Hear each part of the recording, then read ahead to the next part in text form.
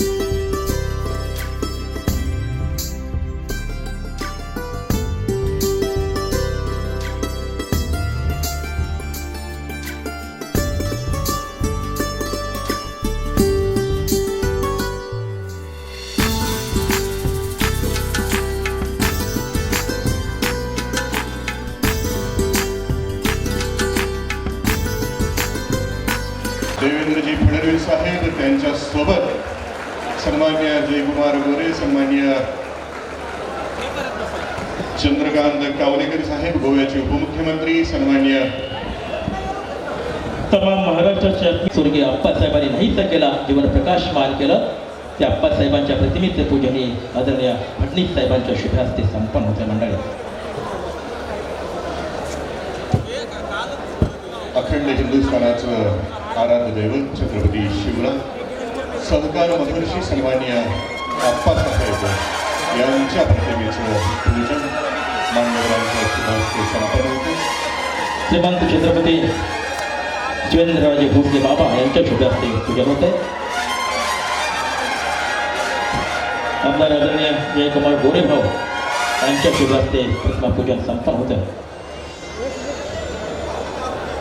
मान्यवरांना विनंती या सोहळ्याचे अध्यक्ष आम्हा सर्वांचे नेते आदरणीय डॉक्टर सुरेश भोसले बाबा यांच्या शुभ हस्ते प्रतिमा पूजन संपन्न होते. कराड दक्षिणचे गतिमान नेतृत्व आमचे नेते आदरणीय डॉक्टर अतुल भोसले बाबा, धैर्यशीलजी कदम साहेब, सर्वच माननीय मनोज कुमार घोरपडे, सर्व दिग्गजांच्या शुभ हस्ते प्रतिमा पूजन. एकनाथजी बागडी, रात्री तेजाकडे हे देश, कृषी संपन्नतेचं हे देश, सहकार संपन्नतेचं हे देश, नव्या शेतीच्या विचारांचं दीपप्रज्वलन प्रमुख मान्यवरांच्या उपस्थितीमध्ये शुभ हस्ते संपन्न झालेलं आहे. दक्षिण ढाण्यावर डॉक्टर अतुल भोसले बाबा स्वागत आणि प्रास्ताविक संपन्न करतील.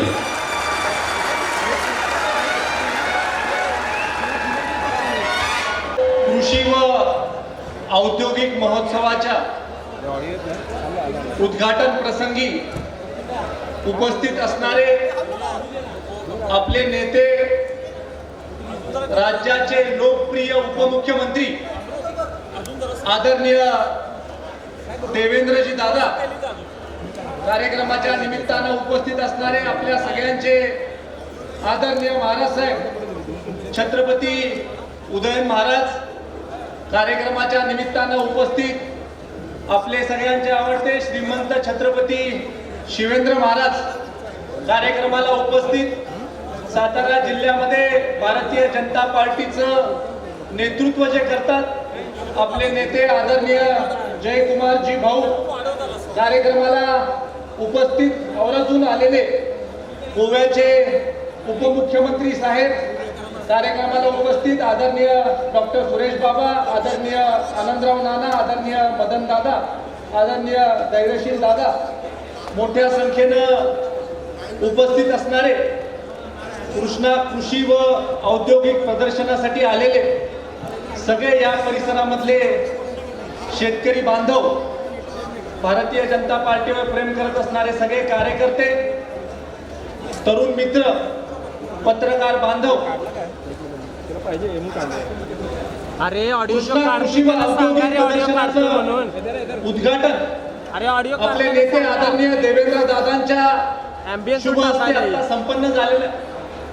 कृषी व औद्योगिक महोत्सव हा कराडमध्ये घेण्याच्या पाठीमागचा आपला उद्देश होता की कराड ही ॲग्रो राजधानी असल्यासारखी आहे.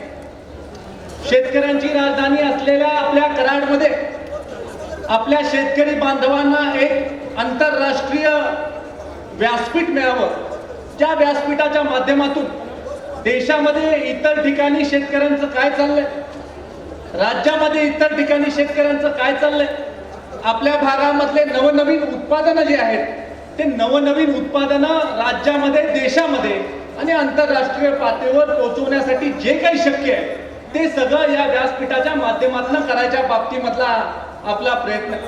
या प्रदर्शनाची खूप मोठी उत्सुकता होती आणि या प्रदर्शनामध्ये आंतरराष्ट्रीय कंपन्या देखील सहभागी झालेल्या आपल्याला दिसतात. शेतकऱ्याचं उत्पन्न वाढवण्याच्या बाबतीमधलं स्वप्न आदरणीय पंतप्रधान नरेंद्रजी मोदी साहेबांनी पाहिलं आणि आदरणीय मोदी साहेबांनी फक्त स्वप्नच पाहिलं नाही तर शेतकऱ्यांचं उत्पन्न वाढवण्यासाठी ज्या ज्या योजना ह्या राज्यामध्ये आणता येतील त्या योजना ह्या राज्यामध्ये, देशामध्ये आणायचं काम आदरणीय मोदीजींनी केलं. मोदीजींनी अत्यंत महत्वाची योजना या देशासाठी आणली. ती योजना किसान सन्मान निधी योजना. ज्या किसान सन्मान निधी योजनेच्या माध्यमातून प्रत्येक वर्षाला शेतकऱ्याला 6,000 रुपये हे त्याच्या खात्यावर थेट मिळतात आणि या योजनेला लागून राज्याचे आदरणीय उपमुख्यमंत्री आमचे नेते यांनी एक योजना या राज्यामध्ये सरकार आल्यानंतर आणली आणि ती योजना अशी की नमो शेतकरी किसान महासन्मान निधी योजना, ज्या योजनेच्या माध्यमातून अजून 6,000 रुपये हे राज्य सरकार देतं. म्हणजे ज्या शेतकऱ्याला अतिवृष्टीमध्ये नुकसान होतं, ज्या शेतकऱ्याला दुष्काळाचा सामना करावा लागतो, ज्या शेतकऱ्याला कधी कधी हातामध्ये पैसे नसतात, अशा शेतकऱ्याच्या हातामध्ये पैसे देण्याचं काम हे केंद्र आणि राज्य सरकारच्या माध्यमातून होत आहे. केंद्र आणि राज्य सरकारने असंख्य योजना आज आपल्या शेतकरी बांधवांसाठी आणलेल्या आहेत. त्याच्यामध्ये किसान सन्मान योजनेबरोबर फसल विमा योजनेसारखी एक योजना, ज्या योजनेमधनं शेतकऱ्यांना विमा देण्याचं काम केंद्र सरकारने केलं. केंद्र सरकारची एक योजना आहे प्रधानमंत्री कृषी सिंचाई योजना, ज्याच्यामध्ये मोठ्या प्रमाणावर राज्य सरकारच्या आणि देशामधल्या अनेक राज्यांमध्ये सिंचन प्रकल्पांना पैसे देण्याच्या बाबतीमधलं काम सुद्धा या योजनेच्या माध्यमातून झालं. सॉइल हेल्थ कार्ड सारखी योजना पूर्वी गुजरात राज्यामध्ये एका राज्यात चालायची, पण ती सॉइल हेल्थ कार्डची योजना आज आपल्या राज्यामध्ये देखील केंद्रामध्ये नरेंद्र मोदी साहेबांचं सरकार आल्यानंतर आणायचं काम देखील करण्यात आलेलं आहे. शेतकऱ्यांचं उत्पन्न दुप्पट करण्यासाठी शेतकऱ्यांना कौशल्य विकास मार्गदर्शन करण्याचं धोरण देखील केंद्र सरकारने स्वीकारलं. त्याचा देखील फायदा मोठ्या प्रमाणावर आपल्याला झालेला आपल्याला दिसतो. राज्यामध्ये आमचे नेते आदरणीय देवेंद्र फडणवीस साहेब ज्या वेळेला मुख्यमंत्री होते, त्यावेळेला मुख्यमंत्री असताना असंख्य प्रकल्प आदरणीय देवेंद्र फडणवीस साहेबांच्या मार्गदर्शनाखाली या राज्यामध्ये हाती घेण्यात आले. मला आपल्याला परत एकदा आठवण करून द्यायची आहे की बरेच वेळेला आपण जुन्या गोष्टी सगळ्या विसरून जातो, पण जुनी मला आपल्याला एक आठवण करून द्यायची आहे की मी एक कार्यकर्ता म्हणून भारतीय जनता पार्टीचा टीव्ही बघत बसलो होतो, कारण साहेबांचं विधानसभेमध्ये मार्गदर्शन होणार होतं आणि विधानसभेचं ते मार्गदर्शन कर्ज माफीच्या निमित्तानं राज्याचे मुख्यमंत्री म्हणून आदरणीय देवेंद्र फडणवीस साहेब करणार होते. त्या मार्गदर्शनामध्ये देवेंद्र दादांनी सांगितलं की मला फक्त कर्ज माफी करून थांबायचं नाही, तर मला या राज्यामधल्या शेतकऱ्याला कर्ज मुक्त करण्याच्या बाबतीमधलं धोरण हे या राज्यामध्ये स्वीकारायचं आणि कर्ज मुक्तीसाठी मला काय काय करणं गरजेचं आहे याच्यासाठीचं मार्गदर्शन देवेंद्र दादांनी त्या काळामध्ये विधानसभेमध्ये केलं होतं. आज मला आपल्याला आठवण करून द्यायची आहे की 2009 पासून 2013-14 पर्यंत जे कर्ज शेतकऱ्याला पीक कर्ज उपलब्ध होत होतं ते साधारण 17 ते 18,000 कोटीच्या दरम्यान उपलब्ध होतं. पण साहेब आपल्या कारकिर्दीमध्ये मुख्यमंत्री म्हणून 35 ते 40,000 कोटी रुपयापर्यंत कर्ज हे शेतकऱ्याला उपलब्ध करून देण्याचं काम आदरणीय देवेंद्र फडणवीस साहेबांच्या मार्गदर्शनाखाली झालं. आज राज्यामध्ये आपण सत्तेमध्ये आलो.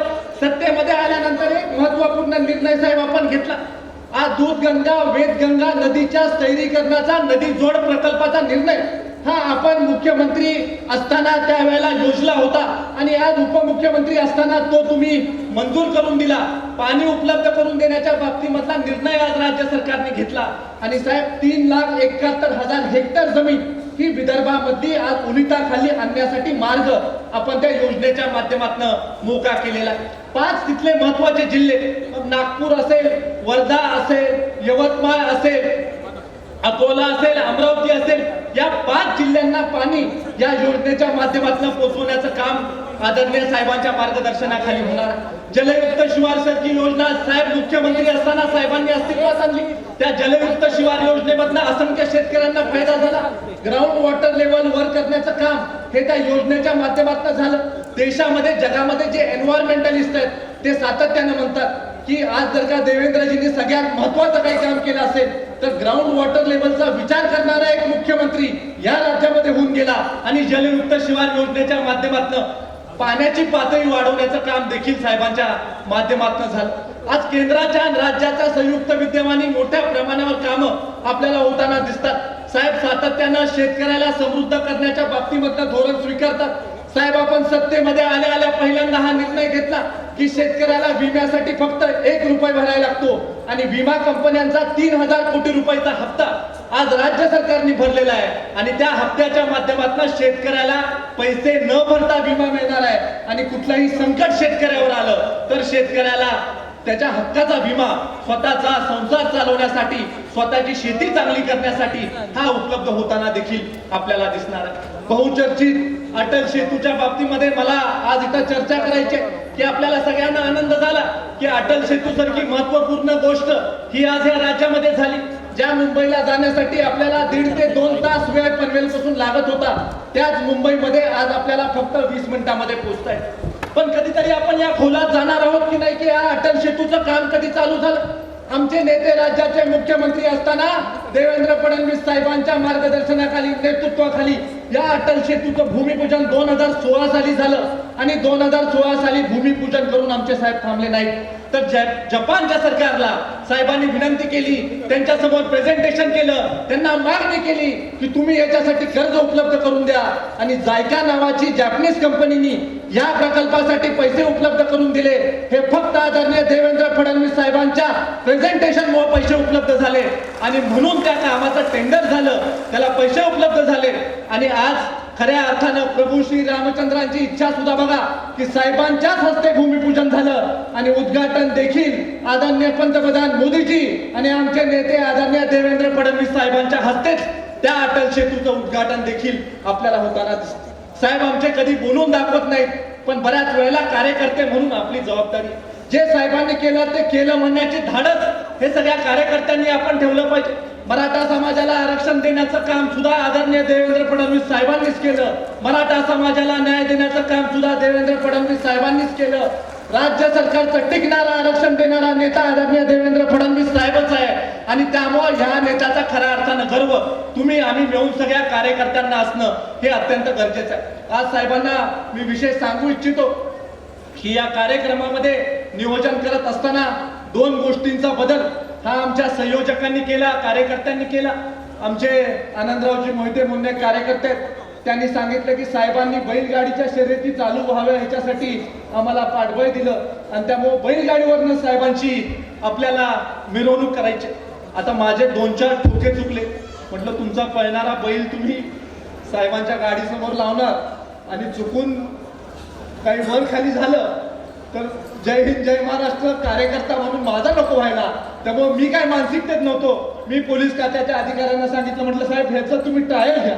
मग त्यानंतर आळंदीवरनं खास साहेब इथं बैलजोडी आलेली आहे की शांततेत हळूहळू करून ती बैलजोडी आपल्याला इथपर्यंत घेऊन येईल. आणि मला मनापासून आनंद वाटतो की खऱ्या अर्थानं शेतकऱ्याचा मुलगा ही बैलजोडी चालवत असणारं दृश्य आदरणीय देवेंद्र फडणवीस साहेब बैलगाडीवर बसलेले असताना आपल्याला बघायला मिळालं. आणि त्यानंतर प्रभू श्री रामचंद्रांच्या मूर्तीच्या समोर त्यांनी मला सांगितलं की आपण पुष्पवृष्टी करूया. मी म्हटलं आता हेलिकॉप्टर कुठं आणणार तुम्ही पुष्पवृष्टी करायला. तर ते म्हटले नाही, ड्रोन टेक्नॉलॉजी आहे, ड्रोननी आपण पुष्पवृष्टी करूया. आणि तिथं आता आपण घरातलेच लोक आहे सांगायला हरकत नाही, तिथं पुष्प पडायच्या ऐवजी पाणी पडू लागलं. मी डोक्याला हात लावला, म्हटलं अहो हे पाणी पडते आता काय करायचं. पण नंतर शेवटी पुष्पवृष्टी झाली. देर से आहे दुरुस्त आहे. त्यामुळे संयोजकांचे विशेष परत एकदा मी या कार्यक्रमाच्या व्यासपीठावर आभार मानतो. आज या कार्यक्रमाच्या निमित्तानं अनेक गोष्टी बोलण्यासारख्या आहेत. खरं तर या कार्यक्रमाला वेळ हे फक्त देवेंद्र दादांचं कराडकरांवर प्रेम आहे म्हणूनच या कार्यक्रमाला वेळ झालेला आहे. कारण खऱ्या अर्थानं देवेंद्र साहेबांच्या शेड्यूल मध्ये ते बसत नव्हतं. फलटणला साहेबांचा कार्यक्रम होता, पण साहेब म्हटले कराडकरांचं निमंत्रण आहे तर त्या निमंत्रणाला मी मान देणार आणि कराडकरांची भेट घ्यायला मी येणार. आणि त्यामुळे आपली भेट घ्यायला आदरणीय देवेंद्रजी इथं विशेष या कार्यक्रमाच्या निमित्तानं उपस्थित राहिलेले. आज खऱ्या अर्थानं साहेब आपल्याला मी एकच विनंती करू इच्छितो की कराडला आपण भरभरून दिलेला आहे. या मतदारसंघाला सार्वजनिक बांधकाम खात्याचे मोठ्या प्रमाणावर पैसे, जिथं शक्य नाही तिथं देखील पैसे आपण राज्य सरकारच्या माध्यमातून दिलेले आहे. आम्ही समाधानी आहोत. फक्त आमची एकच विनंती आहे की आपण ज्या स्टेडियम मध्ये साहेब हा कार्यक्रम घेतोय ते छत्रपती शिवाजी महाराज स्टेडियम आहे आणि या स्टेडियम मध्ये साहेब अनेक वर्षापासून लोकांची इच्छा आहे. तिथं अनेक ज्येष्ठ नागरिक माझ्या माता भगिनी आहेत, त्यांनी मला विनंती केली की तुम्ही साहेबांना विनंती करा की छत्रपती शिवाजी महाराज स्टेडियम ऊर्जा अवस्थेत आणण्यासाठी, स्टेडियम नव्यानं आपल्याला उभं करण्यासाठी, इथं रणजी ट्रॉफीच्या मॅचेस देखील झाल्या पाहिजेत, इतकं चांगलं स्टेडियम करण्यासाठी साहेबांनी थोडं लक्ष दिलं तर हे स्टेडियम नव्यानं होऊन जाईल. त्यामुळे साहेब माझी आपल्याला विनंती आहे की आपण जर का थोडं लक्ष दिलं आणि स्टेडियमला काही निधी उपलब्ध करून दिला तर खूप चांगलं होईल आणि कराडकरांचं सुद्धा माझ्यावर लक्ष त्या निमित्ताने राहील एवढीच या कार्यक्रमाच्या निमित्तानं आशा व्यक्त करून मोठ्या संख्येनं ज्या आमच्या माता भगिनी आल्यात त्या माता भगिनींची एकच विनंती होती की साहेबांबरोबर आमचा फोटो निघाला पाहिजे आणि त्यामुळे औक्षणासाठी थोडीशी गर्दी झाली. ती मोठ्या संख्येनं माता भगिनी तिथं आपल्या दर्शनासाठी थांबलेल्या असल्यामुळे गर्दी झाली. आज कमी कालावधीमध्ये चांगला कार्यक्रम आपण सगळ्या संयोजकांनी आयोजित केल्याबद्दल सगळ्या संयोजकांचे मी आभार मानतो. आमचे मुख्य संयोजक संदीप गिड्डे म्हणून आहेत, त्याने देखील चांगला उपक्रम केला, चांगलं कष्ट केलं, वेळ दिला.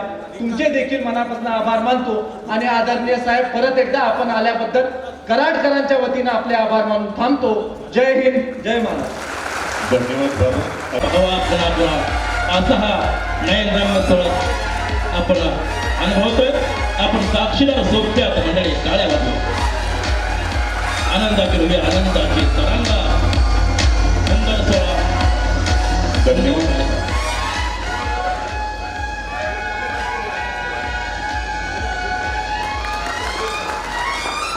धन्यवाद. आणि यानंतर मी विनंती करतो लेखक साहेब यांचा या ठिकाणी सत्कार.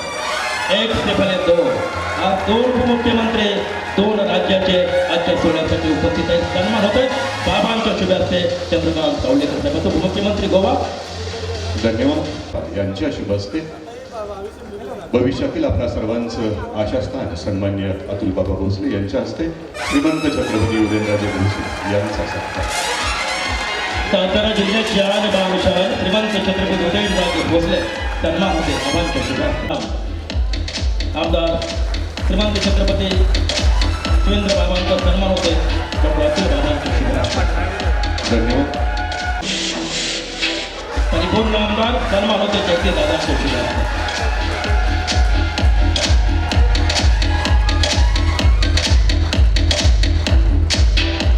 या कार्यक्रमाला विशेष उपस्थित असलेले संपन्न होते माथाडीच्या विचाराचा कथानी वारसा अण्णासाहेबांच्या पासून नरेंद्र पाटलांच्यापर्यंत नरेंद्र पाटलां सन्मानतो बाबांच्या शुभ.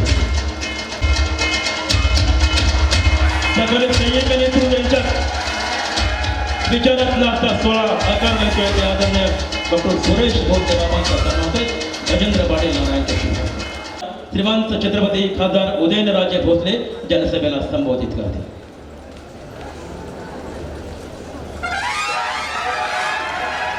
या कार्यक्रमाच्या निमित्तानं उपस्थित असलेले माजी आमदार सन्मान्य आनंदराव पाटील नाना, जवळचे मित्र आदरणीय देवेंद्रजीच्या वतीने आणि व्यासपीठावरती सर्व आमदार, सर्व पदाधिकारी, उपस्थित सर्व आपण लोकशाहीतल्या राजांच्या वतीने छत्रपती शिवाजी महाराजांना आणि आपल्या सगळ्यांचे लाडके अप्पांना विनम्र अभिवादन करतो.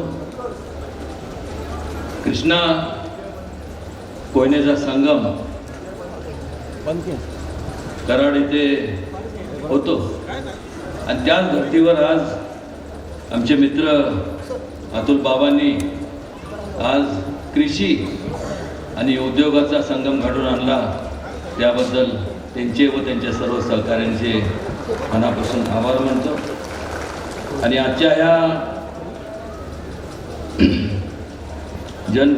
आपणच्या जनशताब्दी वर्षाच्या निमित्ताने घेतलेल्या या कार्यक्रमाकरता उपस्थित असणारे आदरणीय देवेंद्रजी, आमदार शिवेंद्रराजे, आमदार जयकुमार गोरे, माजी आमदार आनंदराव नाना, माजी आमदार नरेंद्र पाटील, आदरणीय सुरेश बाबा, अतुल बाबा, विनायक बाबा, बाबांची संख्या मोठी दिसते. विक्रम जी पावसकर, माझे मित्र आणि जिल्ह्याचे जिल्हाध्यक्ष धैर्यशील दादा, ज्ञानेश्वर खिलारे, आदरणीय मदन दादा मोहिते, विक्रम बाबा पाटणकर, चित्रलेखा ताईसाहेब, त्याचबरोबर मनोज दादा, रामकृष्ण वेताळ, गोव्याचे माजी उपमुख्यमंत्री, आवर्जून या कार्यक्रमाला उपस्थित असलेले बाबू कमळेकर, राजेंद्र यादव, सम्राट माडिक, जगदीश दादा जगताप आणि उपस्थित सर्व या ठिकाणी सर्व मान्यवर, माफ करा कोणाचं नाव राहिलं असेल तर जेवढे ज्यांचे नाव घेतले जेवढे सगळे महत्त्वाचे तसे इतर व आपण सर्व तेवढंच आपण सर्वजण माता भगिनी ज्येष्ठ नागरिक आपण सुद्धा तेवढेच महत्त्वाचे आहात. या ठिकाणी आपण जर बारकाईने पाहिलं की फार वेळ घेणार नाही कारण की देवेंद्रजींचं आपल्याला मनोगत ऐकण्यासाठी आपण आतुर आहात.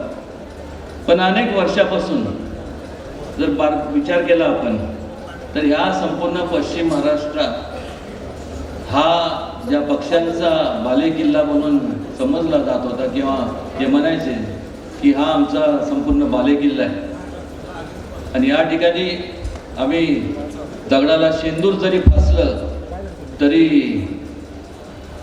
निवडून लोकांना पर्याय नाही ते निवडून देणारच. हे बोलत असताना कधी कधी त्यावेळेस मला असं वाटायचं की एवढा अहंकार कशामुळे ह्या लोकांच्या मनात. ठीक आहे, लोकांनी आज जवळपास 2-3 तप भरभरून मतं दिले, पण खास करून हा जो दुर्गम भाग असेल कृष्णाकाठचा जर भाग सोडला तर बाकी जयकुमार गोरेंचा असेल किंवा खंडाळा संपूर्ण हा इतर जो भाग आहे तो दुष्काळी परिसर आहे. त्या सगळ्यांना वरदान जर कोणी दिलं असेल तर त्या काळामध्ये मुंडे साहेब ज्यावेळेस उपमुख्यमंत्री होते त्यावेळेस देवेंद्रजी असतील मी असेल असे अनेक जे त्यावेळेसचे जे पदाधिकारी होते या सर्वांनी ही संकल्पना मांडली आणि आज त्यामुळं संपूर्ण आपल्याला सर्व भाग आपल्याला हिरवगार आपल्याला पाहायला मिळतो. भारत आपला हा देश हा कृषीप्रधान देश आहे. आपली ॲग्रो बेस्ड इकॉनॉमी या ठिकाणी जोपर्यंत शेतकरी प्रगत होत नाही तोपर्यंत खऱ्या अर्थाने या देशाची कधी प्रगती होणार नाही हे आपण सगळ्यांनी समजून घेतलं पाहिजे. आणि तोच विचार मनात ठेवून त्यानंतर मुंडे साहेबांच्या पश्चात देवेंद्रजींनी मोठ्या प्रमाणावरती या संपूर्ण आज त्यांच्याकडं सिंचन खातं आहेच, पण या अगोदर देखील त्यांनी मोठ्या प्रमाणावरती त्यासाठी हजारो करोड रुपये त्यांनी दिले आणि त्यामुळं एक प्रकारचा दिलासा मिळाला. बारकाईने जर आपण विचार केला तर 70% जे संपूर्ण देशातले लोक आहेत हे सर्व जास्त करून शेतीवरती त्यांचं जीवनमान अवलंबून असतं आणि उरलेले जे 30% आहेत हे 30% जे लोक आहेत हे त्यांची डिपेंडन्सी म्हणजे ते शेतीवर आधारित असतात किंवा ते शेतीवर अवलंबून असतात. कारण जोपर्यंत शेतकरी हा सधन होत नाही त्याला जोपर्यंत त्याची आर्थिक दृष्ट्या त्याची वाढ होत नाही त्याच्या उन्नती होत नाही तोपर्यंत कुठलेही जे उद्योजक असतील त्या संपूर्ण उद्योजकांनी कुठलेही जे काय प्रोडक्ट किंवा जे काय बनवतील त्याला गिराईक शोधणार तरी कुठं. आणि त्यामुळं शेतकरी सधन झाला की शेतीशी निगडीत जे काय इंडस्ट्रीज असतील त्यांचं साहित्य शेतकरी विकत तर घेईलच, पण किरकोळ गोष्टी असतात समजा गाडी असेल किंवा घड्याळ असेल किंवा जे काय असेल ते शेतकरी हा म्हणजे हे जरी उत्पादन करता असले तरी सगळ्यात मोठं गिराईक म्हणजे शेतकरी वर्ग आहे. आणि त्यामुळं एकामेकाला पूरक असं हा संपूर्ण याला आपण इंटरडिपेंडन्सी म्हणतो हा त्यातला भाग आहे. आणि या अगोदर सुद्धा अनेकदा आम्ही म्हणजे मोदीजींकडे देखील आम्ही त्याची मांडणी केली, ज्यांच्या मार्गदर्शनाने अनेक वर्षापासून डॉक्टर मुकाजी मुळकांच्या सल्ल्या आणि त्यांच्या मार्गदर्शनाने काम करत असताना इरमा जी योजना income and risk management in agriculture ही लागू करण्यात यावी असं मोदीजींनी तत्वता आम्हाला तसं होकार दिला आहे.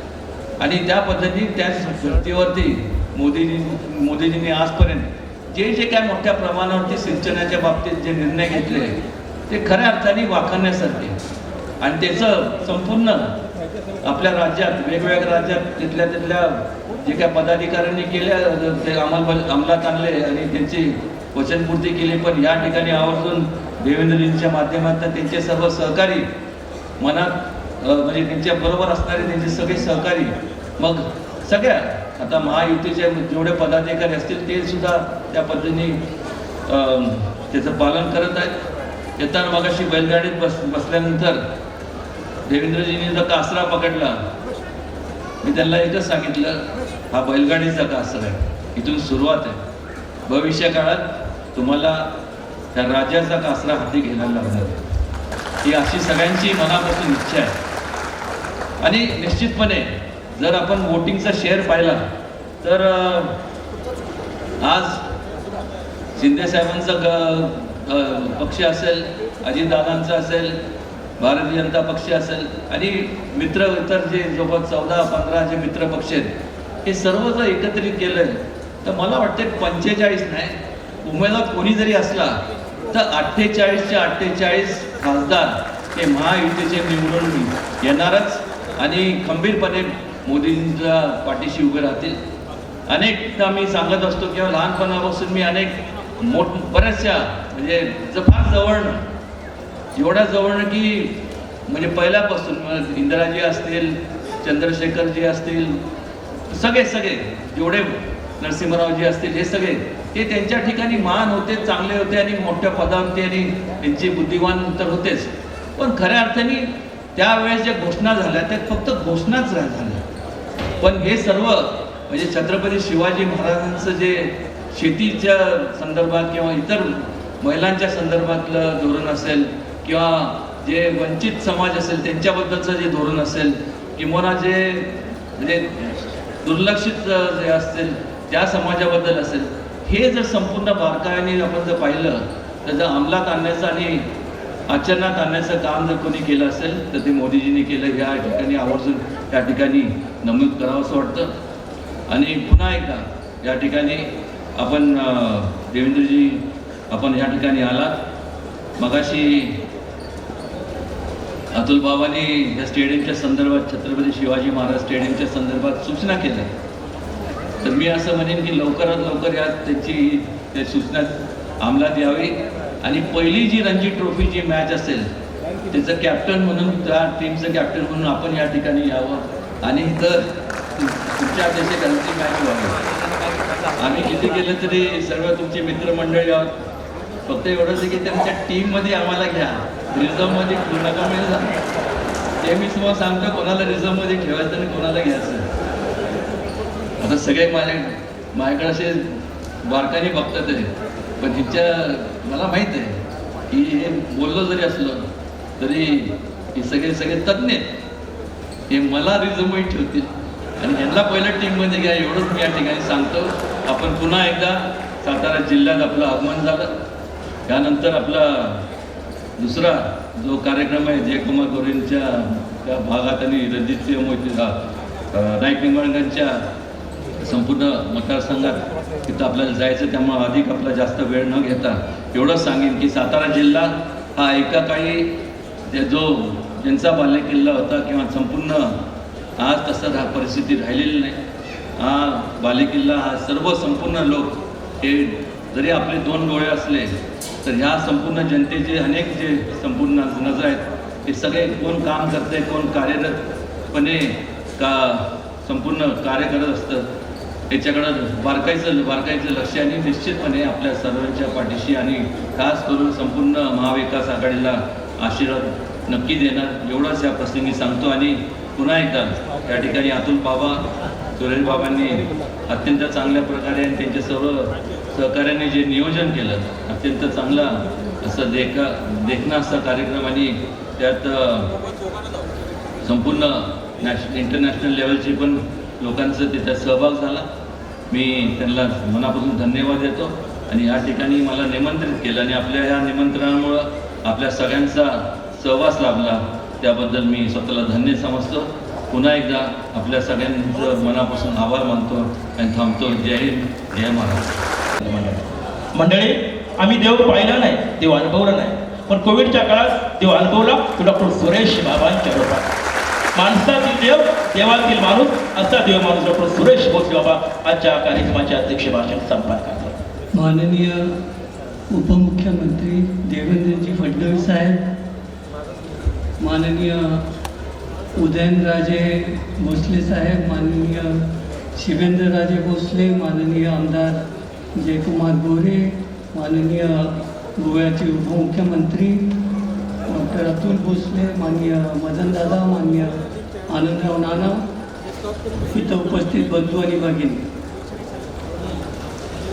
आप्पांच्या जन्मशताब्दीचं हे वर्ष आहे आणि अनेक दिवस या निमित्तानं एक मोठं शेतीचं प्रदर्शन भरवावं हा आमच्या संचालक मंडळाचा मानस होता आणि इतक्या मोठ्या प्रमाणावर जर व्हायचं झालं तर हे सरकारच्या मदतीशिवाय होऊ शकत नव्हतं. सुरुवातीलाच म्हणून मी देवेंद्रजी साहेबांचे आणि त्यांच्या सरकारचे आभार मानतो की त्यांच्यामुळं हे आपल्याला कराडला इतक्या मोठ्या प्रमाणामध्ये हे प्रदर्शन घेतात. कृष्णा सहकारी साखर कारखाना हा जिल्ह्यातला पहिला सहकारी साखर कारखाना आहे आणि राज्यातले पहिले 4 कारखाने होते त्याच्यातला कारखाना आहे. पण कृष्णेची ओळख अशी आहे की सुरू झाल्यापासून पहिली 15 वर्ष म्हणजे जोपर्यंत संपत कमिटी आली नाही तोपर्यंत ह्या देशामध्ये सगळ्यात जास्त शेतकऱ्यांना दर देणारा कारखाना सलग 15 वर्ष. आणि टाइम्स ऑफ इंडियामध्ये ज्या वेळेला साखर कारखानदारीबद्दल उल्लेख व्हायचा त्यावेळेला कृष्णेचा उल्लेख richest sugar factory in Maharashtra असा व्हायचा. याच्यासाठी व्हायचा की शेतकऱ्याला सगळ्यात जास्त पैसे देणारा कारखाना होता आणि सगळ्यात जास्त साखर तयार करणारा कारखाना होता. आमच्यापेक्षा वसंतराव दादांचा शेतकरी कारखाना मोठा होता परंतु आमची रिकव्हरी जास्त होती. ते जरी ऊस जास्त गळत होते तर साखर आम्ही जास्त तयार करत होतो. अशी या कारखान्याची ओळख होती. आणि सगळ्या ज्या सहकारामध्ये नवीन योजना झाल्या ह्या कृष्णेनं पहिल्यांदा सुरू केल्या. लिफ्टच्या योजना असतील, डिस्टलरीचा प्रोजेक्ट असेल, ॲसिटोन असेल, इथेनॉल असेल, सगळ्या गोष्टी पहिल्यांदा सहकारामध्ये कृष्णेमध्ये तयार झाल्या. आणि अनेक वर्षामध्ये वैशिष्ट्य असं आहे की पहिली 3-4 वर्ष तुम्ही पाहिलं तर ऊसाची जात एकच होती आमची, CO 740 म्हणून ऊसाची एक जात होती. आणि 4-5 वर्ष सलग आमचा ॲव्हरेज रिकव्हरी ही 13 राहत होती. आजही राहू शकत नाही पण त्यावेळेला राहू शकत होती. आणि याचं कारण शोधल्यानंतर आपल्याला असं लक्षात येतं की जे ॲग्रिकल्चरल सायन्स आहे, जे आपण आत्मसात केलेलं होतं, आपल्या जुन्या पद्धती आपण म्हणतो पण त्या विज्ञानावर आधारित होत्या.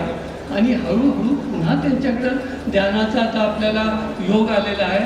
आणि म्हणून आता ऑर्गॅनिक फार्मिंग कशामुळं आलं, आम्ही एवढ्या मोठ्या प्रमाणामध्ये रासायनिक खतं वापरू लागलो की त्याच्यामध्ये हा शॉर्टकट होता. हा पाश्चिमातल्या देशातनं जे आम्हाला दिलं ते लगेच स्वीकारलं आणि त्याचे अपाय आज बघू लागलो. आणि म्हणून हळूहळू रासायनिक खतं कमी व्हायला पाहिजे. जे आम्ही पेस्टिसाईड वापरतो ते कमी करायला पाहिजे. आणि आमच्या जमिनीमध्ये जैविक खतं कमी झालेली आहेत, जीवाणू कमी झालेले आहेत. म्हणून कृष्णेमध्ये आम्ही काय केलं असेल तर जीवाणू लॅब सुरू केलेली आहे आणि जीवाणू खतं आम्ही तयार करतो. आम्ही बायोपेस्टिसाईडसुद्धा तयार करतो, कारखान्याच्या माध्यमातून मायक्रोन्यूट्रियंट्स तयार करतो. आणि शेतकऱ्यांना ऊस शेतीसाठी सगळ्या पद्धतीचं जी टेक्नॉलॉजी आहे आणि ज्ञान आहे हा देण्याचा एक ऊस संवर्धन कार्यक्रम मोठ्या प्रमाणात आम्ही राबवतो. त्याच्यासाठी यावर्षी कारखान्याला पहिलं अवॉर्डही VSIकडनं मिळालेलं आहे. विषय असा आहे की आत्ता जो बदल व्हायला लागलेला आहे तर त्याच्यामध्ये आता ॲडव्हान्स टेक्नॉलॉजी झालेली आहे. आता नवीन इरिगेशन सिस्टम झालेले आहे. आता रिमोट कंट्रोल ऑटोमेशननं ऑपरेट होतात. आता हायड्रोफ्यूल लॅब आलेली आहे की ज्याच्यात तुम्ही जमिनी विना शेती करू शकतो. शेतकरीसुद्धा आपल्याला लागणारं जे फळभाजी आहे हे घरात उगवू शकतो, त्याच्यासाठी जमीन लागत नाही. ही नवीन टेक्नॉलॉजी आली आहे. टिश्यू कल्चर लॅबची टेक्नॉलॉजी आलेली आहे.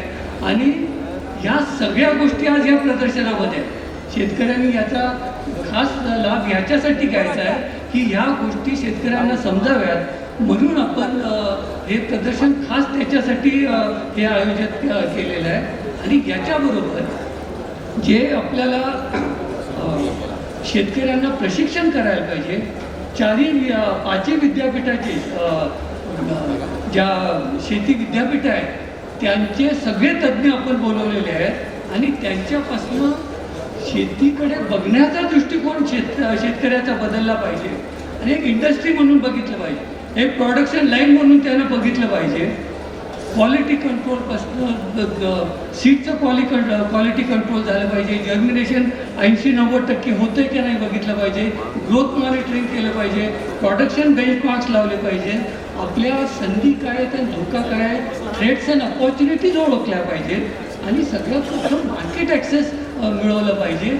ह्या सगळ्या गोष्टींचं ज्ञान या प्रदर्शनामध्ये देण्याचा इथं प्रयत्न केलेला आहे. पण हे सगळं करत असताना एकच गोष्टीचा मी उल्लेख करतो की हे सगळं करत असताना शेवटी ह्याला सरकारची मदत लागते. गव्हर्नमेंट बॅकअप आणि पॉलिसीजवर सगळी शेती अवलंबून राहते. सगळ्यात मोठं हे सेक्टर आहे, सगळ्यात जास्त सेल्फ एम्प्लॉयमेंट या देशातली अजूनही शेतीमध्ये होत आहे.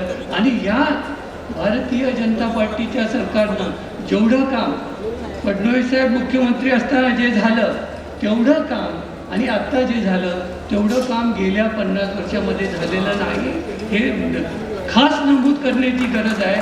जेवढे इरिगेशनचे प्रोजेक्ट रखडलेले होते, जी जलयुक्त शिवाराची योजना महत्त्वाकांक्षी योजना होत्या, अशा सगळ्या योजना त्यांच्या काळामध्ये झाल्या.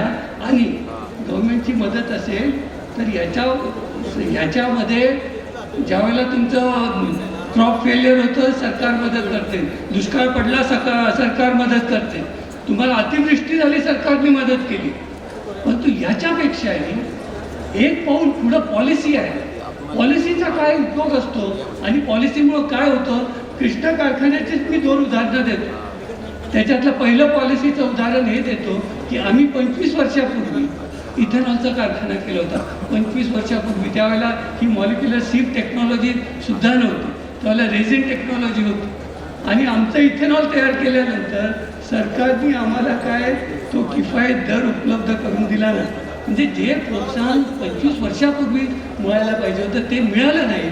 भारतीय जनता पार्टीचं सरकार आल्यानंतर मगच याला प्रोत्साहन मिळालं आणि आज म्हणून इथेनॉल आपण तयार करू शकलो, 4 पैसे शेतकऱ्याला जास्त देऊ शकतो. आणि एक दुसरंच उदाहरण देतो की सरकारची मदत कशी झाली आपल्याला.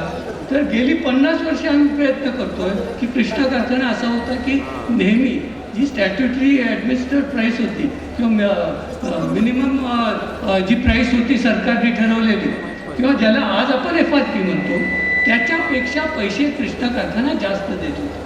आणि गेल्या 50 वर्षामध्ये दरवर्षी आम्हाला इन्कम टॅक्सची नोटीस येत होती.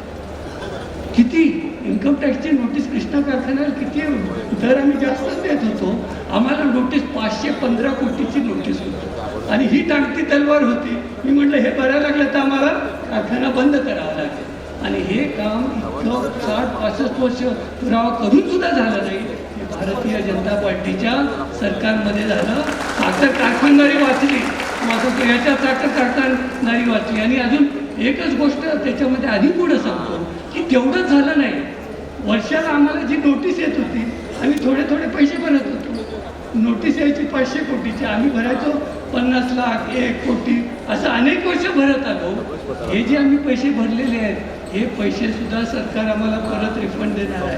एवढं मोठं काम, एवढं मोठा दिलानं काम हे ह्या सरकारमध्ये झालेलं आहे. एवढंच मी नमूद करतो, याच्यापेक्षा जास्त वेळ मी घेत नाही.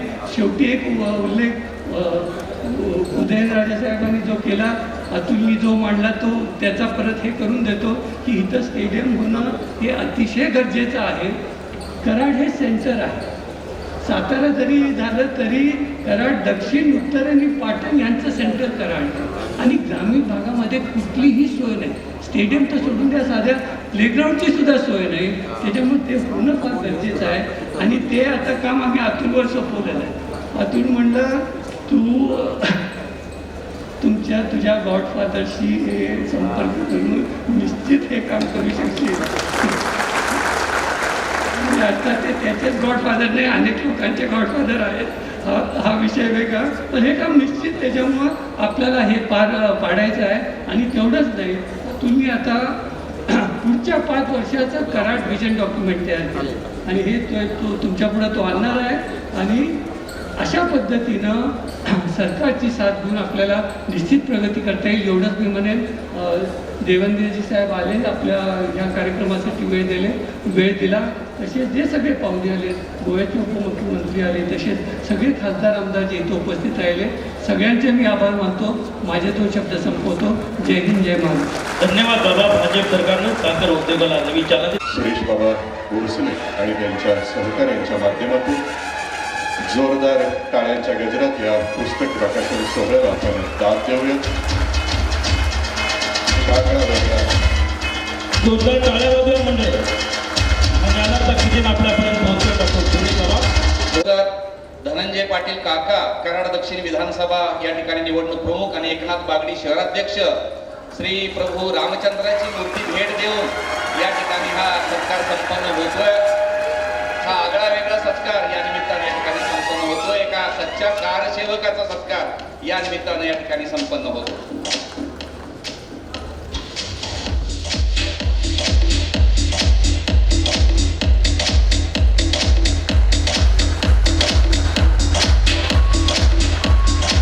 या ठिकाणी आपल्याला विनंती करतोय. समवेत या ठिकाणी उपमुख्यमंत्री सन्माननीय देवेंद्र फडणवीस साहेब.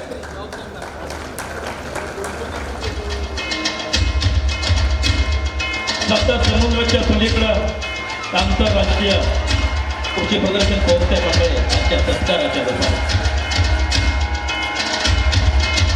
हा सोहळा आठवणीचा सोहळा पण होतोय.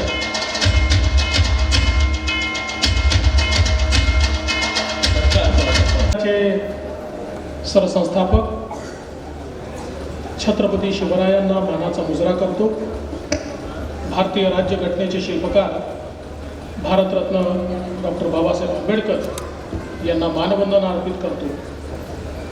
कृष्णा कृषी आणि औद्योगिक महोत्सवाच्या उद्घाटन प्रसंगी मंचावर उपस्थित असलेले सन्माननीय खासदार श्रीमंत छत्रपती उदयन महाराज भोसले, सन्माननीय आमदार छत्रपती शिवेंद्रराजे भोसले, ज्येष्ठ नेते आणि आमदार श्री जयकुमार गोरे, कृष्णा परिवाराचं नेतृत्व करणारे डॉक्टर सुरेश बाबा भोसले, कृष्णा परिवाराला नवीन गती देणारे डॉक्टर अतुल बाबा भोसले, मंचावर उपस्थित मदनराव दादा मोहिते, आनंदराव नाना पाटील, बाबू कवळेकरजी, नरेंद्र पाटीलजी, जगदीश जगतापजी, धैर्यशील कदमजी, विनायक भोसलेजी, विक्रम पावसकरजी, मनोज घोरपडेजी, राजेंद्र पाटीलजी, चित्रलेखाताई कदम, सम्राट महाडिकजी, विक्रमबाबा पाटणकर, सुनील काटकरजी, सर्व कृष्णा परिवाराचे सदस्य आणि या ठिकाणी मोठ्या संख्येने उपस्थित असलेल्या माझ्या माता भगिनी आणि बंधूंनो, आज खरोखर अत्यंत आनंदाची गोष्ट आहे की कृष्णा परिवाराच्या वतीने या ठिकाणी कृषी आणि औद्योगिक महोत्सवाचं आयोजन करण्यात आलं. आत्ताच आमचे उदयन महाराज बोलत होते आणि बोलता बोलता ते असं म्हणाले की बाबा ही रणजीची टीम आहे आणि मला बाहेर ठेवू नका. महाराज, ही रणजीची टीम नाही, ही IPL ची टीम आहे आणि IPL च्या टीमचे मालक तुम्हीच आहे. त्याच्यामुळे कोणाला आत ठेवायचं कोणाला बाहेर ठेवायचं तुम्हालाच ठरवायचं आहे. त्यामुळे तुम्ही आम्हाला ठेवा म्हणजे झालं. पण बोलता बोलता चुकून महाराज शेवटी महाविकास आघाडी म्हणून गेले. आता आमच्या मीडियावाले तेवढंच पकडते. म्हणजे 20 मिनिटं महाराजांनी जे काही सांगितलं त्याच्यावर शेवटचे 2 मिनिटं जे बोलले तेच पकडले. त्यामुळे त्यांच्या वतीने आत्ताच सांगतो, ते महाविकास आघाडी नाही, ती महायुतीच, हे लक्षात ठेवायचं. पण आज मला अतिशय आनंद आहे की हा महोत्सव या ठिकाणी होतोय. आणि आत्ताच सुरेश बाबांनी अतिशय सुंदर आपल्याला सांगितलं. खरं म्हणजे या देशातले पहिले वैज्ञानिक कोण होते, तर या देशातले पहिले वैज्ञानिक आमचे शेतकरी होते. ज्या शेतकऱ्यांनी खऱ्या अर्थानं काळ्या आईमध्ये प्रयोग केले आणि त्या प्रयोगातनं सोनं पिकवलं. त्या प्रयोगातनं आपल्याला अन्नधान्याच्या समृद्धीकडे नेलं, त्या प्रयोगातनं आपल्याला वस्त्र मिळतील, आपल्याला अन्न मिळेल, ही व्यवस्था उभी केली. आणि हे सगळं करत असताना अतिशय शास्त्रशुद्ध पद्धतीनं वर्षानुवर्ष आम्ही शेती केली. आणि म्हणूनच एक काळ असा होता की आमचा शेतकरी समृद्ध होता. पण गेले काही दशकं आपण पाहतो, विशेषतः जेव्हापासनं मोठ्या प्रमाणात आम्ही केमिकलचा उपयोग सुरू केला आणि त्यानंतर हे खरं आहे की सुरुवातीच्या काळात आमची उत्पादकता मोठ्या प्रमाणात वाढली आणि ती वाढल्यामुळे आम्ही अजून रासायनिक खतं वापरायला लागलो. पुन्हा उत्पादकता वाढली, पण करता करता शेवटी जे नैसर्गिक नसतं ते फार काळ टिकत नाही. आणि तीच अवस्था झाली. आपल्याला माहिती आहे की एखादा पैलवान जेव्हा तयार होतो तेव्हा त्याला खूप मेहनत करावी लागते. पण अलीकडच्या काळात इंजेक्शन घेऊन घेऊन देखील लोक पैलवान होतात. पण इंजेक्शन घेऊन झालेला पैलवान हा टिकत नाही. तो शेवटी एक दिवस कुठल्या तरी रोगाने ग्रसित होतो.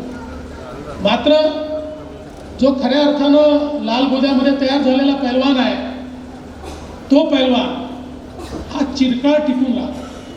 आणि म्हणूनच आज पुन्हा एकदा ही आवश्यकता आहे की शेतीतलं विज्ञान आम्हाला नव्याने मांडावं लागेल. शेतीतलं प्रयोग आम्हाला नव्याने समजून घ्यावे लागतील. शेतीतली उत्पादकता तर वाढवावी लागेलच, पण त्याच वेळी विषमुक्त शेती आम्हाला कशी करता येईल याचा देखील विचार आम्हाला करावा लागेल. आज आपण पाहतोय की शेतीमधलं सर्वात आधुनिक राज्य म्हणून पंजाबकडे बघितलं जातं. पण पंजाबची अवस्था अशी आहे की मोठा भाग पंजाबचा आता उत्पादकता खाली येते.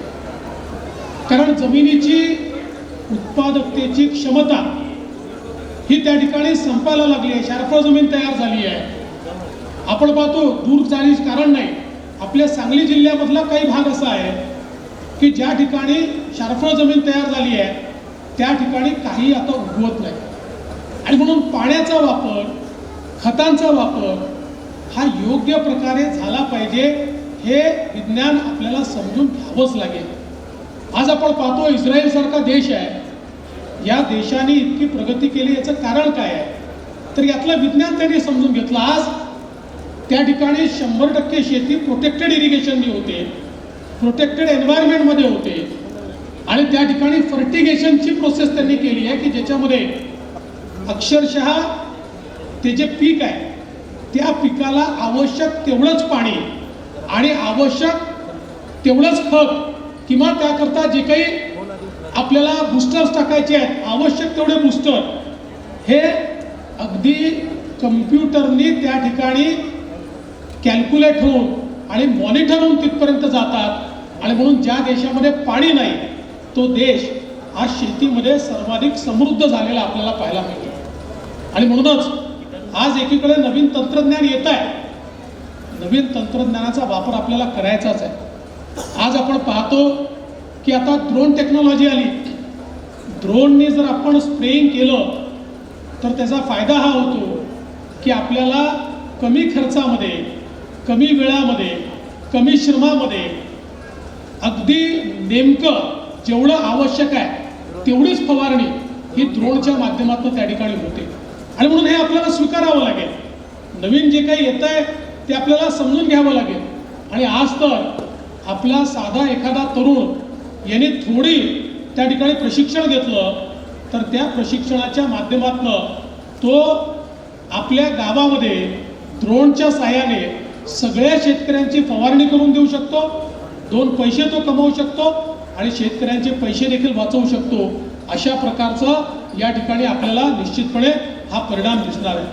आणि म्हणून मला असं वाटतं की आज शेतीच्या क्षेत्रातलं जे विज्ञान आहे, आपण पाहतो आपले कृषी विद्यापीठ आहे, इथे देखील कृषी विद्यापीठाचा स्टॉल लागलेला आहे. आता त्या स्टॉलवर गेल्यानंतर मला त्यांनी केळी दाखवली, म्हणाले बघा ही जी केळी आहेत ही आता आम्ही ऑर्गॅनिक केळी तयार केली आहे, त्यामुळे आम्हाला 60 रुपयाचा भाव मिळतो, जी बाकी आहेत त्यांना 20 रुपयाचा भाव मिळतो. त्यामुळे हा जो काही परिणाम आहे, हळूहळू लोक विषमुक्त शेतीकडे आणि विषमुक्त जीवनाकडे चालले आहेत. आणि म्हणून मला असं वाटतं की हे विज्ञान देखील आपल्याला निश्चितपणे समजून घ्यावं लागेल. आज ऊसाची उत्पादकता वाढवत असताना त्याच्यामध्ये नवीन प्रयोग कसे होतील, त्या ठिकाणी नवीन व्हेरायटीज तयार कशा होतील, त्याच्यामधल्या अंतरामध्ये आंतरपीक आम्हाला कसं घेता येईल, किंवा त्याच्यामध्ये आता आपल्याला माहिती आहे ऊस तोडणीचा एक मोठा प्रश्न निर्माण झालेला आहे. अनेक वेळा टोळ्या मिळत नाही, टोळ्या मिळाल्या तर त्याचे नवीन प्रश्न असतात.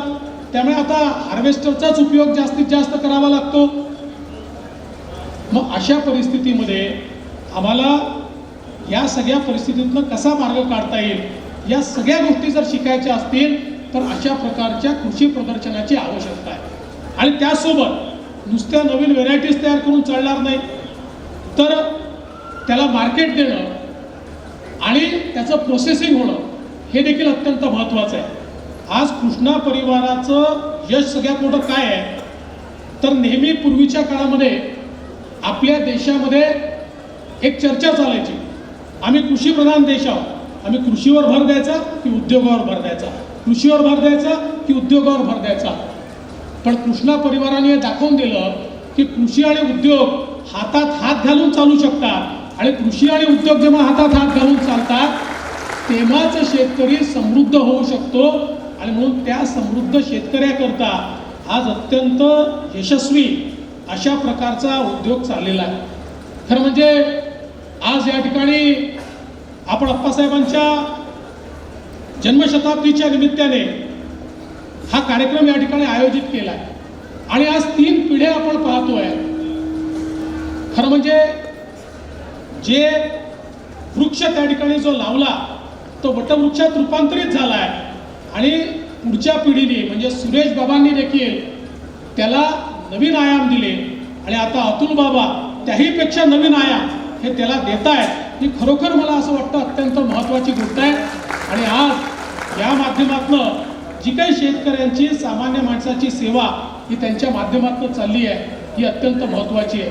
आज राज्य सरकारने शेतकऱ्यांकरता निर्णय घेतले. आपण 1 रुपयात पीक विम्याची योजना सुरू केली. मला आत्ताच या ठिकाणी आपले कृषी अधिकारी सांगत होते की आपल्या जिल्ह्यामध्ये साधारणपणे 40,000 शेतकरी हे पीक विमा घ्यायचे खरीपामध्ये. यावर्षी 2,45,000 शेतकऱ्यांनी पीक विमा आपल्या सातारा जिल्ह्यामध्ये घेतला. रबीमध्ये केवळ 1,500 शेतकरी त्या ठिकाणी पीक विमा घ्यायचे. रबीमध्ये देखील 45,000 शेतकऱ्यांनी पीक विमा घेतला. म्हणजे आज आपण 1 रुपयात पीक विमा दिल्यानंतर विम्याचं कव्हरेज वाढत आहे, विमा घेण्याकडे लोकांचा कल वाढतो आहे. आणि मला हे देखील सांगितलं पाहिजे की ज्या ज्या भागामध्ये मोठ्या प्रमाणात नैसर्गिक आपत्ती आली, पहिल्यांदा विम्याचे अग्रिम 25% हे शेतकऱ्यांच्या खात्यामध्ये आपण 1 महिन्यामध्ये जमा करण्याचा विक्रम या ठिकाणी केला. आणि आता उरलेले पैसे देखील शेतकऱ्यांना त्या ठिकाणी आपण देतोय. आपण नमो शेतकरी सन्मान योजना आणली की ज्या योजनेच्या अंतर्गत केंद्र सरकार आमच्या अल्पभूधारक शेतकऱ्याला 6,000 रुपये देत आहे. आता राज्य सरकारने देखील 6,000 रुपये देण्याचा निर्णय घेतला. मागेल त्याला शेततळे, मागेल त्याला शेतात शेततळ्याचं अस्तरीकरण, मागेल त्याला शेडनेट, मागेल त्याला पेरणी यंत्र, मागेल त्याला ड्रीप, अशा प्रकारची योजना आपण आणली. आता शेतकऱ्याला रांगेत उभं राहण्याची आवश्यकता नाही आहे. आपल्या वेबसाईटवर जाऊन त्या ठिकाणी नोंदणी केली, जो नोंदणी करेल त्या शेतकऱ्याला लाभ द्यायचा. कोणालाही रांगेत उभं करायचं नाही, पंचायत समितीच्या चक्रा मारायला लावायच्या नाही, तर थेट लाभ शेतकऱ्याला द्यायचा. अशा प्रकारचा आपण निर्णय केला. आणि मला सांगताना आनंद वाटतो, यावर्षी जेवढे अर्ज आपल्याकडे आले आतापर्यंतचे सगळे अर्ज आपण निकाली काढले आहेत. आणि नंतर आलेले अर्ज देखील वर्ष संपायच्या आत आपण म्हणजे आपलं मार्चपर्यंत चालतं, फायनान्शियल इयर संपायच्या आत 100% अर्ज आपण निकाली काढू. आणि ज्या ज्या शेतकऱ्यांनी मागणी केली आहे त्या त्या शेतकऱ्यांना मोठ्या प्रमाणात त्या ठिकाणी आपण त्या प्रकारचे सगळे लाभ देणार आहोत. आज मला हे सांगताना देखील आनंद वाटतो, आपला सातारा जिल्हा असेल, पश्चिम महाराष्ट्र असेल, आज मोठ्या प्रमाणात इरिगेशनचे प्रकल्प, सिंचनाचे रखडलेले प्रकल्प आज आपण त्या ठिकाणी पूर्ण करतो. आता इथनं आम्ही नीरा देवधरच्या उजव्या कालवाच्या भूमिपूजनाकरता चाललो आहोत. आमच्या जयभाऊंनी वर्षानुवर्ष ज्या GA कटापूर करता म्हणजे ते जेव्हापासून निवडून आले आम्ही एकत्रच त्या ठिकाणी होतो. मी त्यांच्या एक वेळेस आधी आलो, पण जेव्हापासून ते आले तेव्हापासून मी त्यांचा GA कटापूरच ऐकवतो. ते एकच विषय मांडायचे सातत्याने, पण आज तेही त्या ठिकाणी पूर्ण होत आहे आणि त्या ठिकाणच्या शेतकऱ्यांना पाणी मिळत आहे. या कृष्णेवरचे जेवढे अर्धवट राहिलेले प्रोजेक्ट होते हे सगळे कृष्ण कोयनेचे प्रोजेक्ट पूर्ण करण्याचं काम हे आपल्या सरकारने केलं.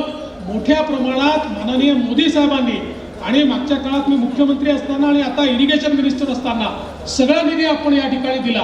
आणि एवढंच नाही तर आपण एक भूमिका मांडली की कॅनलने पाणी जे जातं त्याच्यामध्ये लॉसेस मोठ्या प्रमाणात आहे आणि म्हणून आता PDN पद्धतीने म्हणजे पाईप पद्धतीने सगळ्यांना पाणी द्यायचं. त्याचा परिणाम असा झाला आमच्या दुष्काळी भागामध्ये पाईप पद्धतीने पाणी दिल्यामुळे पाणी वाचलं. त्या पाण्याचं आम्ही फेरनियोजन केलं आणि ज्या गावांना कधीच प्रकल्पाचं पाणी मिळू शकलं नसतं फेरनियोजनात त्या गावांपर्यंत देखील पाणी पोहोचवण्याचं काम हे आपण आपल्या सरकारच्या माध्यमातून या ठिकाणी केलं. आणि मला विश्वास आहे जय भाऊ ज्या प्रकारचं काम आपण हातामध्ये घेतलं आहे पुढच्या काळामध्ये ज्याला सातारा जिल्ह्याचा दुष्काळी पट्टा म्हणायचे तिथे दुष्काळ नावालाही शिल्लक राहणार नाही अशा प्रकारचं कार्य हे आता निश्चितपणे आपण हातामध्ये घेतलं आहे. आणि म्हणून सातत्याने शेतकऱ्यांच्या पाठीशी उभं राहण्याचं काम आज आपण मुख्यमंत्री सौर कृषी वाहिनी योजना हातामध्ये घेतली. आपण आता पुढच्या 3 वर्षामध्ये जेवढे आपले कृषीचे इलेक्ट्रिक फिडर आहे हे सगळेच्या सगळे फिडर हे सौरवर आणतोय. याच वर्षी 4000 मेगावॅटचे फिडर हे आपण सौरवर आणतोय. याचा परिणाम असा आहे आमच्या शेतकऱ्यांना 365 दिवस दिवसा 12 तास वीज अखंडितपणे आपल्याला देता येईल आणि कुठेही त्या विजेमध्ये खंड पडणार नाही. आणि त्याचा दुसरा फायदा असा आहे आज शेतकऱ्याला आम्ही वीज देतो आम्हाला ती 7 रुपयाची पडते. शेतकऱ्यांकडनं आम्ही 1.25 रुपया घेतो म्हणजे जवळजवळ 5-5.5 रुपयाचा त्या ठिकाणी तोटा आपल्याला येतो. पण आपण ज्यावेळेस ही वीज त्या ठिकाणी सोलरची देऊ आपल्याला ती वीज 3 रुपये ते 3 रुपये 20 पैसे जास्तीत जास्त 3 रुपये 40 पैशापर्यंत मिळेल. म्हणजे प्रत्येक युनिटच्या मागे आपण त्या ठिकाणी 50% पैसे वाचवणार आहोत. आणि म्हणून हा एक अत्यंत महत्त्वाकांक्षी कार्यक्रम आमच्या शेतकऱ्यांकरता आपण हातामध्ये घेतलाय.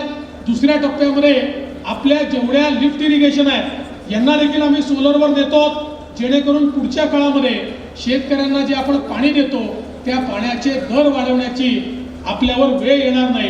ही व्यवस्था देखील येत्या काळामध्ये करण्याचा प्रयत्न आपण निश्चितपणे या ठिकाणी केलेला आहे.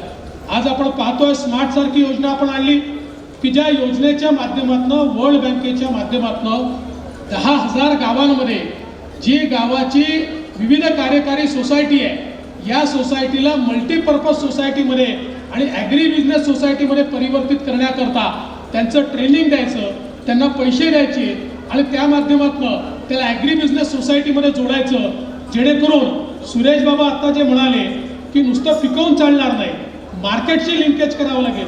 मार्केटच गावामध्ये जर आपण तयार करू शकलो आणि संपूर्ण मार्केट हे गावाच्या हातामध्ये त्या सोसायटीच्या हातामध्ये आपण जर तयार करू शकलो तर निश्चितपणे आज आमच्या शेतकऱ्याला अनेक वेळा जे काही फ्लक्च्युएशनमुळे अडचणी निर्माण होतात त्या अडचणी देखील आपण दूर करणार आहोत. मला याही गोष्टीचा आनंद आहे जे बाबांनी सांगितलं माननीय मोदीजींच्या सरकारने साखर उद्योगाकरता जे निर्णय घेतले हे निर्णय देशाच्या इतिहासामध्ये सुवर्ण अक्षराने लिहून ठेवण्याचे निर्णय आहेत. म्हणजे खरं तर जे लोक साखर उद्योगातले होते तेही लोक सत्तेवर असताना निर्णय घेऊ शकले नाही. मोदीजी आल्यानंतर त्यांनीच टीका केली मोदींना साखरेतलं काय समजतं, पण जे जे निर्णय त्यांनी घेतले नाहीत ते सगळे निर्णय हे मोदीजींनी घेतले आणि साखर उद्योगाला स्थैर्य हे मोदीजींच्या निर्णयांमुळे आज आपल्याला मिळालं. मग तो MSPचा निर्णय असेल, तो त्या ठिकाणी इथेनॉलचा निर्णय असेल, तो त्या ठिकाणी इन्कम टॅक्स रद्द करण्याचा निर्णय असेल, हे सगळे निर्णय मोठ्या प्रमाणात शेतकऱ्याच्या जीवनामध्ये परिवर्तन घडवणारे निर्णय आहेत. आणि म्हणून मला असं वाटतं की आज शेतकऱ्यांच्या पाठीशी आपलं सरकार अत्यंत ताकदीने उभा आहे आणि त्याच वेळी आमच्या शेतकऱ्यांना आधुनिक अशा प्रकारचं सगळं तंत्रज्ञान मिळालं पाहिजे याकरता अतुल बाबा तुम्ही हा जो पुढाकार घेतलेला आहे मी तुमचं मनापासून अभिनंदन करेल. अतुल बाबा हे केवळ राजकारणी नाही आहे, तर राजकारणाच्या व्यतिरिक्त जनसामान्यांचं कल्याण कसं होईल अशा योजना राबवणारे आणि आपण बघितलं असेल कोविडच्या काळामध्ये गरिबाची जी सेवा कृष्णा परिवाराने केली, विशेषतः हॉस्पिटलने केली, ही खरोखर नेहमीच लोकांच्या लक्षामध्ये राहील. त्यामुळे ही जी संवेदना तुमच्यामध्ये आहे ही संवेदना अत्यंत महत्त्वाची आहे आणि म्हणून या ठिकाणी तुम्ही ही मागणी केली की छत्रपती शिवाजी महाराज स्टेडियम आहे आणि त्याची अवस्था जरा काही ठीक नाही आहे आणि तुमच्या मागणीला प्रत्यक्ष छत्रपतींनी या ठिकाणी पाठिंबा दिला. आता महाराजांची आज्ञा आल्यानंतर आमच्यासारख्यांनी काय करायचं ऐकावंच लागेल. त्यामुळे काळजी करू नका. मी तुम्हाला आज आश्वस्त करतो लवकरच या स्टेडियमचा पूर्ण आराखडा तयार करून एक अत्यंत चांगलं आधुनिक स्टेडियम हे या ठिकाणी तयार करण्याचं काम केलं जाईल. मला सांगण्यात आलंय की या प्रदर्शनामध्ये 42 लाख रुपयाचा बैल आलेला, इथे इलेक्ट्रॉनिक बैल देखील आले, इथे सगळ्यात छोटी गाय देखील आलेली आहे. हे वेगवेगळ्या प्रकारे आपल्याला अनेक गोष्टी पाहायला मिळणार आहे. फक्त माझी तुम्हाला एकच विनंती आहे, आमच्या मुंबईमध्ये काही रेडे मोकाट सुटले आहे, त्याचाही काही बंदोबस्त करण्याची तुमच्याकडे योजना असेल. ते इतके टी व्हीवर बोलतात, त्यांची काही तुमच्याकडे योजना असेल किंवा त्याचं कुठलं तंत्रज्ञान जर इथे आलं असेल तर त्याचाही उपयोग कसा करता येईल हे आम्हाला तुम्ही या ठिकाणी शिकवा. पण हे अतिशय सुंदर अशा प्रकारचं कृषी आणि औद्योगिक प्रदर्शन आपण या ठिकाणी तयार केलं, सुरू केलं, याबद्दल मी तुमचे आभार मानतो, तुमचं अभिनंदन करतो. आणि जिल्ह्यातल्या शेतकऱ्यांनी इथे भेट द्यावी आणि हे सगळं समजून घ्यावं अशा प्रकारची विनंती सर्वांना करून माझे 2 शब्द संपवतो. जय हिंद, जय महाराष्ट्र.